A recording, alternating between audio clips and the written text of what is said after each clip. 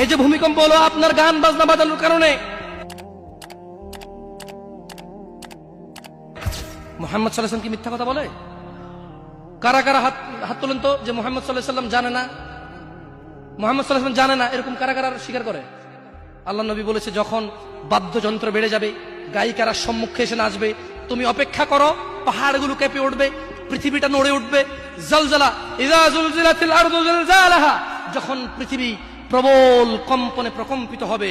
ওয়া খরাজাতিল আরদু আসকালাহা, যখন এই মাটি তার ভিতরে যা আছে একদম লাথি মেরে বের করে দেবে, লাশ হোক আর যাই হোক, মাটি বলবে যে বের হও, বের হও আমার থেকে, বের হও, আমি তোর আর কাউকে রাখবো না।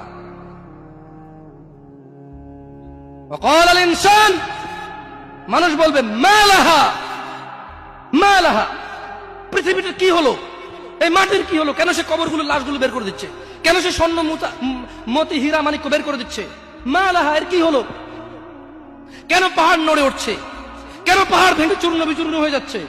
মানুষ বলবে মালাহা, পৃথিবীর কি হলো, বিআন্না রাব্বাকা আওহালাহা, পৃথিবী এটা করবে, বিআন্না রাব্বাক, কারণ তোমার প্রতিপালক আওহালাহা, পৃথিবীকে আদেশ করেছে।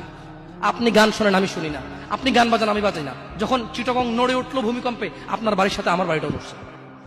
বন্ধ করেন এই জুলুম আমাদের উপর, আল্লাহর দিকে তাকিয়ে বন্ধ করেন, আল্লাহর দিকে তাকিয়ে বন্ধ করেন। আপনার বাড়িটা যদি ভেঙে ফেলার ইচ্ছা হয়, বুলডোজার এনে ভেঙে ফেলেন, কেউ ধরবে? কেউ জিজ্ঞেস করবে আপনাকে? আপনি গান বাজনা শুনে এভাবে পৃথিবীতে বিপর্যয় নিয়ে আসতেছেন। ইত্তাকিল্লাহ হাক্কা তুকাতিহ, আল্লাহকে ভয় করেন যেভাবে ভয় করা উচিত।